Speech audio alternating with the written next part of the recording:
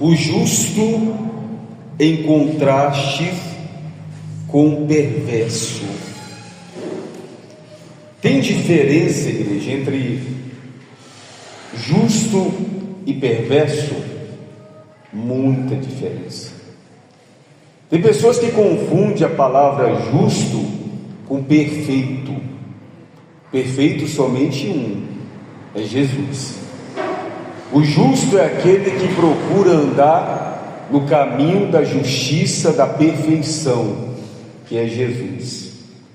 Então, quando você se esforça, você está nesse grupo do justo. Se você não atenta para os ensinamentos, não se esforça, não procura andar nesse caminho, certamente só vai ficar o outro caminho da perversidade.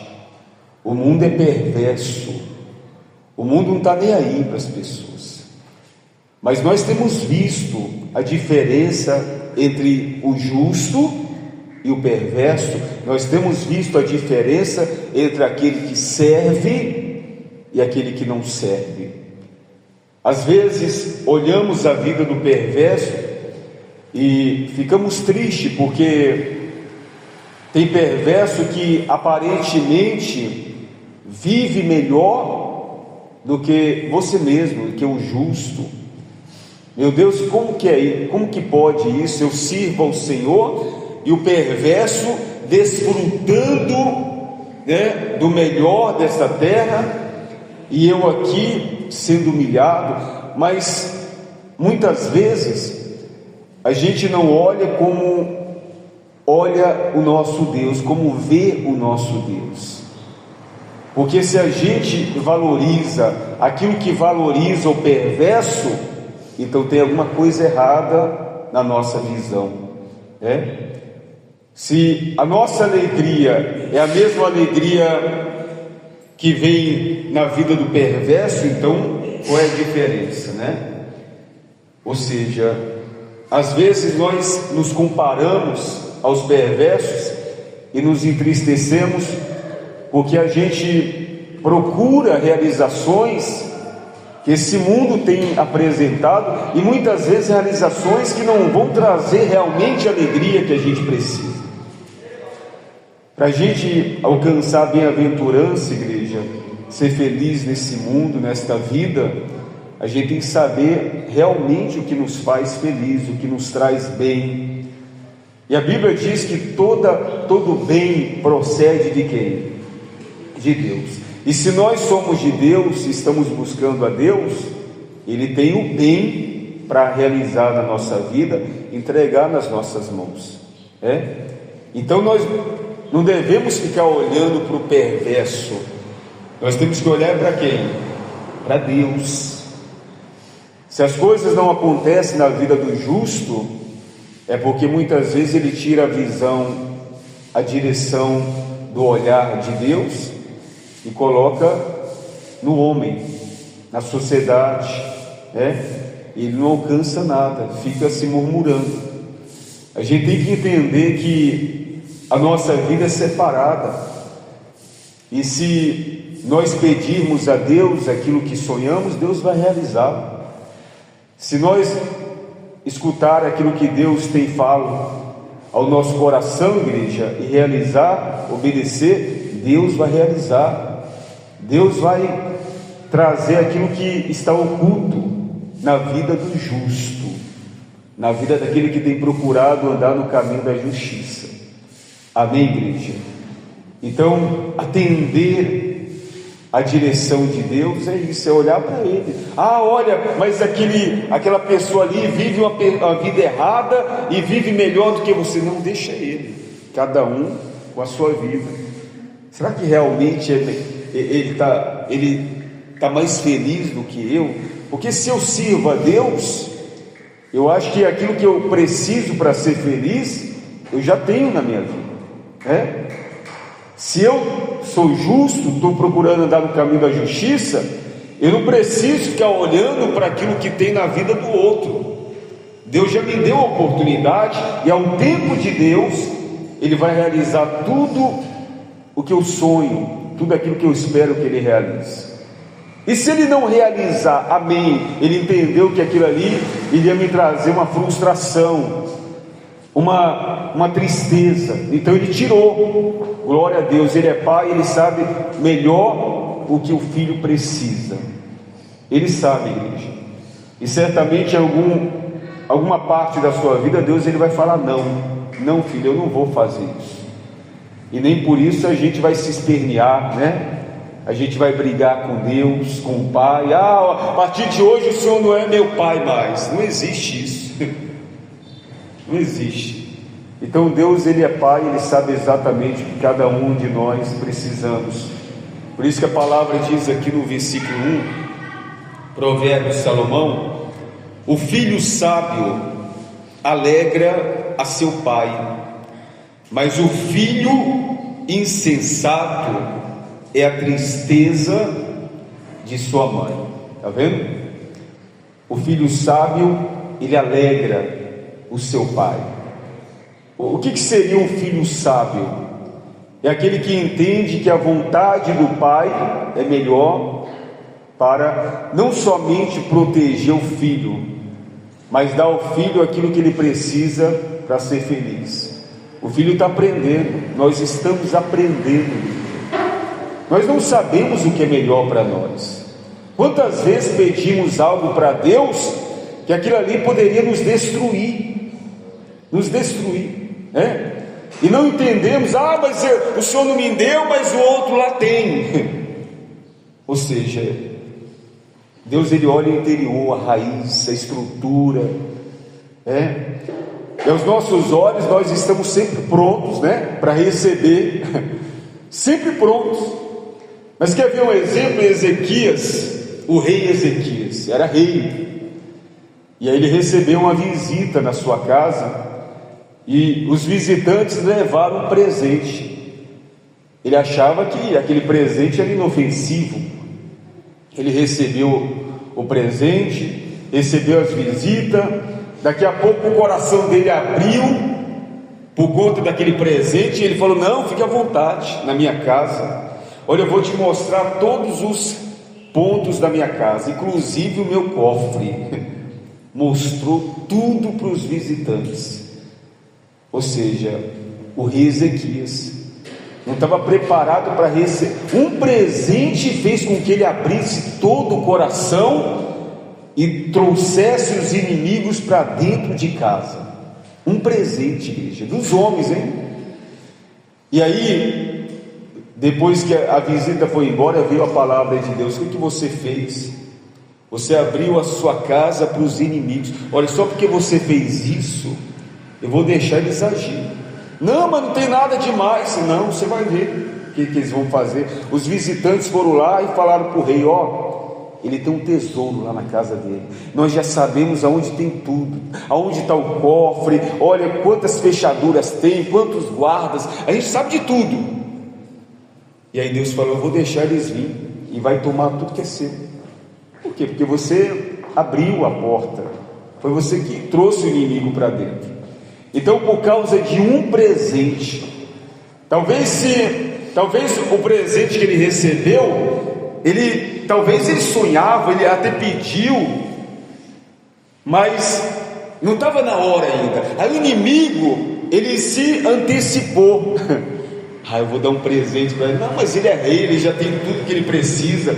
Não, mas ele tem algo que uma vez eu ouvi ele falar: olha, esse presente vai fazer o coração dele, né? O coração dele derreter. Aí foi lá e deu um presente, pronto. Abriu as portas. Aí depois o inimigo foi lá e tirou tudo que era do rei Ezequias: ouro, né? Até os filhos levaram cativos.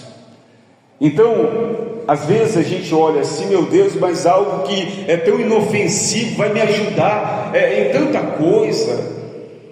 Mas você e eu não se conhecemos como Deus nos conhece. Às vezes você faz coisas que você se admira: olha, nem eu sabia que eu era capaz de fazer isso. Quer ver uma coisa? Na hora do medo, na hora do medo, o ser humano faz coisa, igreja, que nem ele mesmo acredita que ele fez. Se tiver um muro desse aqui, ó, dessa altura aqui, e vier soltar um pitbull ali raivoso na sua direção, você não mede esforço para pular esse muro, não. Depois você fica: como é que eu fiz isso, hein? Como é que eu pulei aquele muro? Eu estava com dor na perna, a dor sumiu. Eu fiz coisa que eu não acredito que eu seria capaz. Para você ver, o ser humano, ele faz coisa que nem ele mesmo acredita que ele é capaz de fazer. Mas Deus conhece a nossa capacidade. Por isso que muitas vezes nós achamos que nós não somos capazes de alcançar um patamar na vida, de alcançar um cargo, uma posição, de construir alguma coisa grande, e Deus fala: não, você é capaz, mas só que eu vou te capacitar. É eu que dou a capacidade, né? Significa que o que está em nós não tem limites, não tem limites, e também não tem limite para a maldade humana. Você vê que quando o homem criou, por exemplo, a pólvora, eu acredito que ele não tinha essa noção de, através daquela criação da pólvora, iria, tirar a vida de milhões de pessoas. Ele não tinha essa noção. Ele criou por algum motivo, mas ele não tinha essa noção. Tanto é que dizem, eu não tenho certeza, que este que criou a pólvora depois se matou, eu não sei. Dizem, eu não tenho essa certeza verídica, mas tem muitos aí que criaram coisas que depois tiraram a própria vida porque perceberam o quão mal foi feito à sociedade. Ele não tinha essa noção da grandeza daquilo ali, como que poderia se expandir. A mesma coisa somos nós. Tem coisas que Deus nos dá a condição de criar, que a gente não tem condição de saber como que aquela coisa vai se expandir. Uma pessoa que abre, por exemplo, um hipermercado, ela não começou com hiper, ela começou com o quê? Com a mercearia, Ela começou com antigamente era venda. Olha, ali nem era venda, era vendinha. Eu abri uma vendinha ali. Tem o que lá? Não, tem alguns produtos da cesta básica, coisa pouca, feijão, arroz, é só para sobrevivência mesmo. Daqui a pouco o negócio foi criando uma proporção, virou uma mercearia, virou um mini mercado, um mercadinho, um mercado, um hipermercado, ou seja, um supermercado, depois virou um hiper. Ela não tinha essa noção, mas Deus foi graduando ela, ou seja, foi entregando conforme ela foi se preparando, e Deus viu que ela estava preparada. A mesma coisa somos nós, igreja. Enquanto nós estivermos olhando para o perverso, a gente está perdendo tempo. Mas se a gente olhar para Deus, Deus vai nos capacitando, Ele vai nos ensinando, vai nos dando estrutura para realizar aquilo que Ele quer realizar na nossa vida. Então, olhe para Deus. Aquilo que você sonha, Deus vai realizar. O filho sábio alegra o coração do pai. Amém, igreja?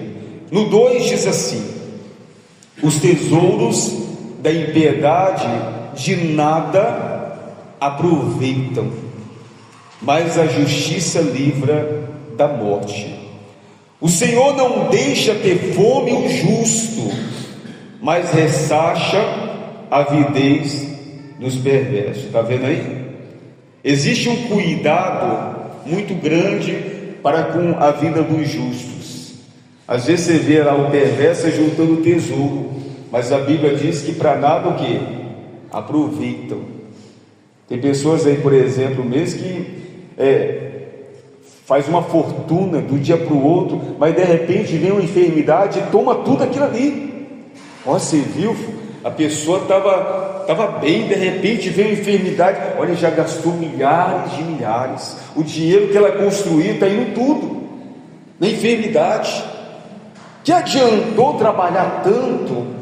Que adiantou ajuntar tanto, igreja? E de repente, em uma situação, ser sugado. Teve um homem, biblicamente falando, que ele era trabalhador, e ele foi, prosperando,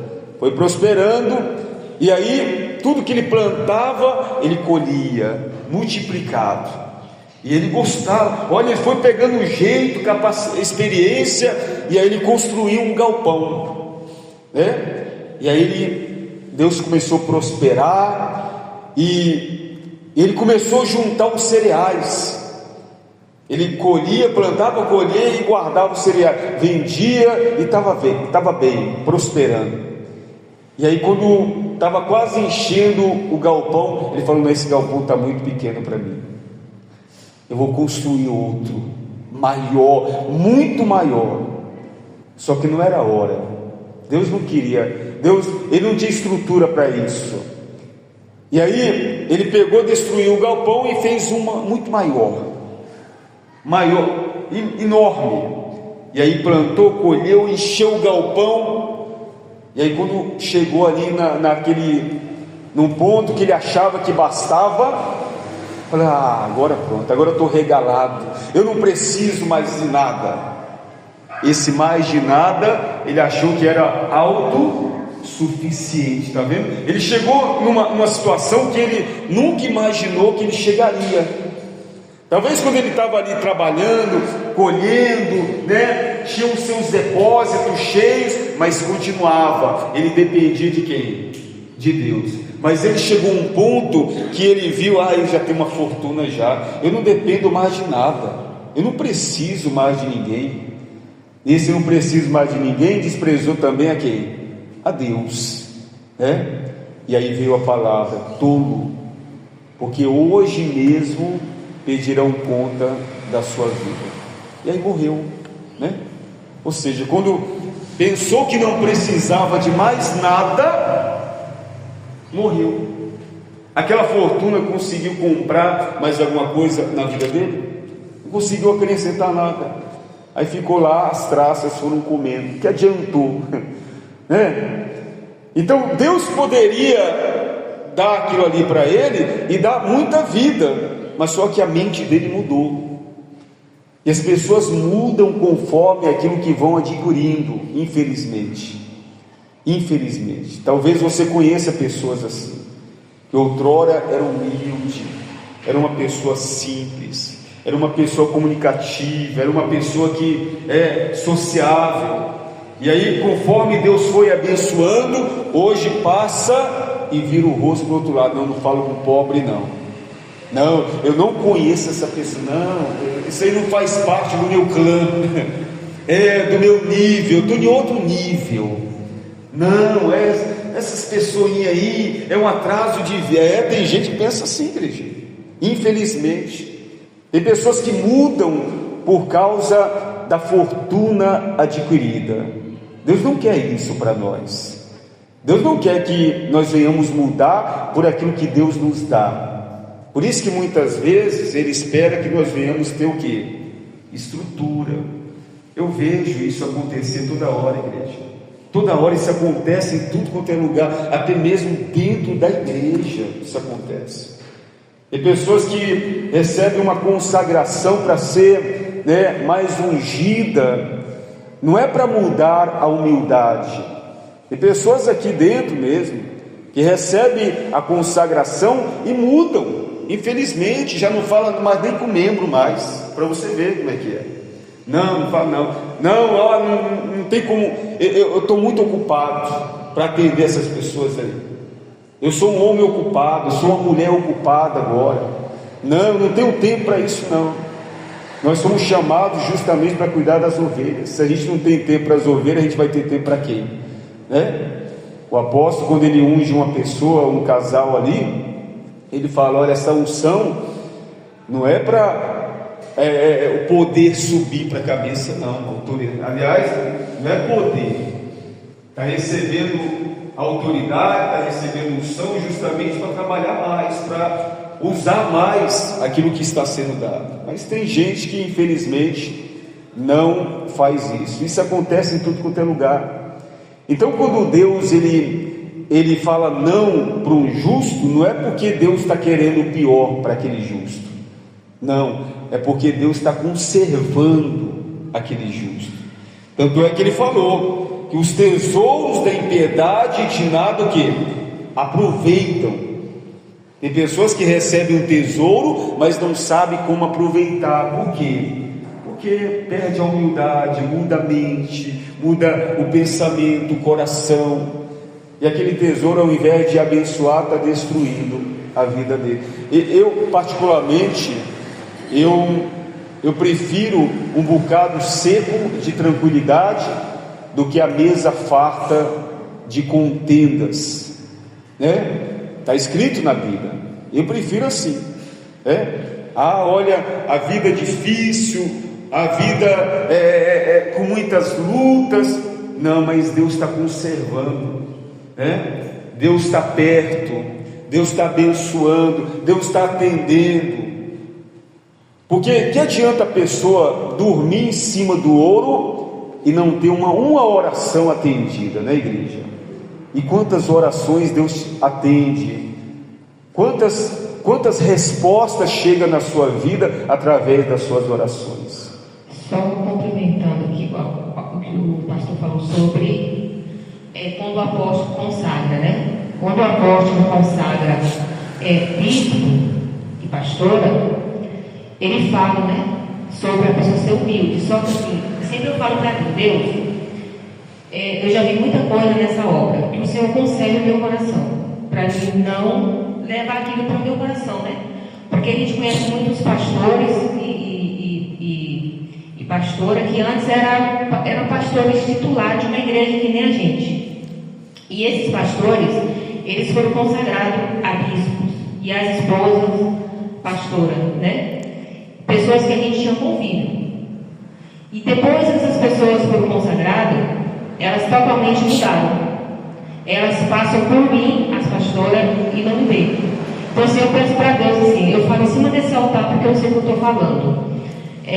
Para Deus não, para mim meu coração mantém do mesmo jeito, porque o meu foco é Jesus, né? Então assim, que nem o pastor falou, Deus ele dá a bênção, né, para a gente.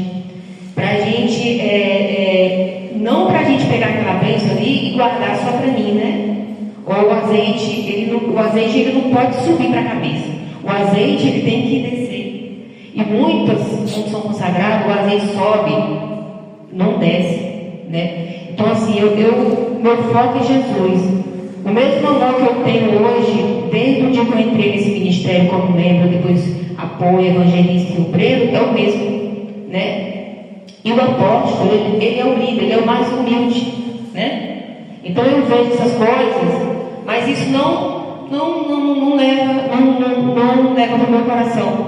Porque antes da pessoa ser consagrada a bispo, ele fazia de tudo, era mais humilde. Depois que foi consagrado a bispo pastora, meu pastor falou, ele mudou, o azeite subiu para a cabeça, né? Então isso a gente vê dentro da igreja também, não é só o pessoal do mundo, né?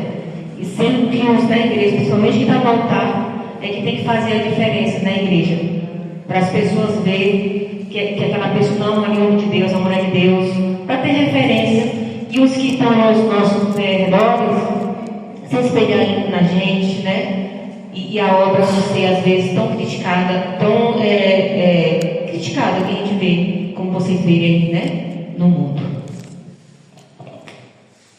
E aí no 4 diz assim: o que trabalha com a mão remissa empobrece, mas a mão dos dirigentes vem a enriquecer. Ou seja, olha a diferença aí. O que é riqueza para você, igreja? O que é tesouro para você? Onde que está o seu coração? Deus, muitas vezes, Ele fica observando o que a pessoa pede para Ele e para que essa pessoa quer aquela realização na sua vida. Tem até uma palavra que diz que o povo não recebe porque pede mal, né? Ou seja, aliás, o povo não recebe porque não pede. E quando não recebe é porque pede mal. Ou seja, esse pedido, esse sonho que você está fazendo a Deus, para qual realização? Qual é a finalidade, né? Para que eu preciso disso? Será que realmente isso vai me fazer feliz? Será que realmente eu preciso disso para ser feliz? Na verdade, as pessoas têm baseado a sua felicidade nas coisas externas, nas coisas que o mundo tem produzido. E aí, aonde eu entro com aquele exemplo de Ezequias, ele tinha tudo que ele precisava, mas talvez tinha algo que não produzia ali no reino dele, e só produzia lá no reino do inimigo. Aí ele, olha, bem que eu poderia ganhar um presente desse. Porque às vezes a gente fala isso, às vezes a gente vê tanta novidade no mundo, e a gente, olha, bem que Deus poderia me dar um desse. Aí depois a gente para pensar, mas para que eu quero isso? Para que eu quero esse produto? O que isso vai me acrescentar? Mas a gente fica com aquilo na mente, no coração, algo que não vai trazer nada de novo, mas a gente já vê alguém desfrutando daquele produto. Ah, não, eu quero um desse aí também, porque o vizinho tem, fulano ali também tem. Não, eu também eu tenho que ter um desse. Aí já começa a concentrar a sua felicidade, que não é felicidade. Na verdade, você se ausenta da sua felicidade que está na sua vida por algo que não vai trazer nada de novo. Então, o que a gente precisa, nós já temos. O nosso tesouro é Jesus Cristo, igreja. É Ele que realiza sonhos, Ele que realiza os seus projetos, é Ele que faz acontecer o impossível. Amém, igreja? E aí no versículo 5 diz assim: o que ajunta no verão é filho sábio, mas o que dorme na cega é filho que envergonha. Aqui na Bíblia está escrito cega, né? Não é seca não, mas é cega. Alguém sabe o que é cega? Eu não sei, aí depois eu vou pesquisar. O que ajunta no verão é filho sábio, mas o que dorme na cega é filho que envergonha. Aí para a gente encerrar diz assim, ó: sobre a cabeça do justo há o que, igreja? Bênçãos. Olha aí, sobre a cabeça dos justos a bênção. Só que a gente tem que aprender a usar essas bênçãos. Ah, pastor, sobre a minha cabeça há bênçãos. É o que você acabou de ouvir. Ou seja, que tipo de bênçãos? Todo tipo de bênçãos sobre a cabeça do justo. Aí, mas quem é justo? Quem procura andar no caminho da justiça. Sobre a sua vida, igreja, há bênçãos. A Bíblia diz que o Senhor quer nos abençoar com toda sorte de bênçãos celestiais. Mas por que não abençoa, né? Por que não faz estrutura? Você vai dar um carro na mão do seu filho que tem 10 anos de idade? Ô filho, toma aqui a chave, agora o carro é seu, você pode ir para onde você quiser. Isso é imprudência, você não faria isso, né? Deus também jamais faria isso conosco, né, igreja? Então, primeiramente vem o que? Olha, você tem que passar pelo processo, tem que adquirir a CNH, tem que estar habilitado, né?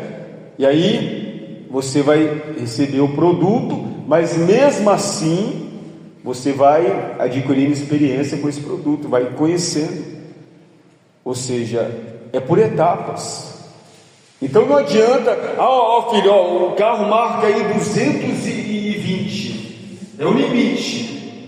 Ele vai saber que não pode chegar nesse limite? Não, ele acha que enquanto o ponteiro estiver indo, ele vai o quê? Ele vai pisar. Então, igreja, o filho, ele não é nada, não é ninguém sem a instrução do pai. E sem a instrução do Pai, nós facilmente poderíamos destruir a nossa vida. Então, quer ver a diferença entre o justo e o perverso? É justamente aí, é a obediência.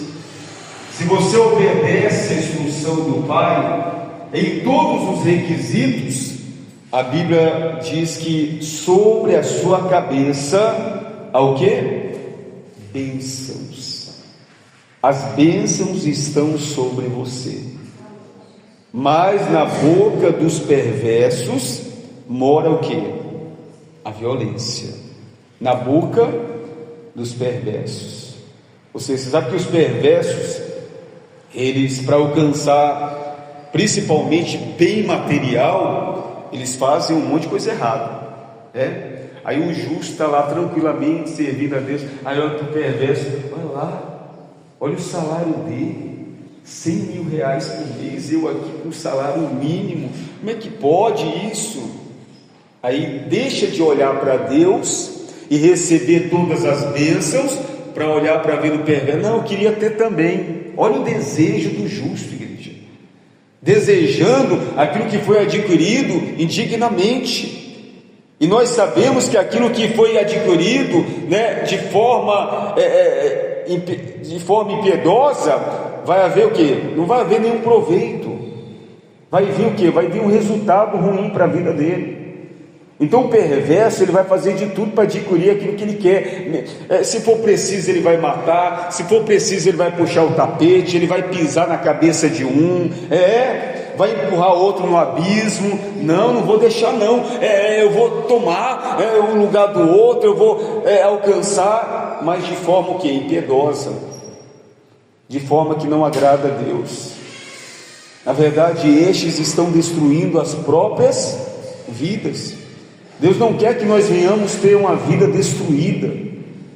Essas pessoas vivem aparentemente felizes, porque em curto prazo elas começam a ver o resultado daquilo que fizeram. E pode observar, pessoas que vivem de forma impiedosa, adquirindo bens que eram para outras pessoas, pode ver, o resultado é triste, ou seja, a colheita vem.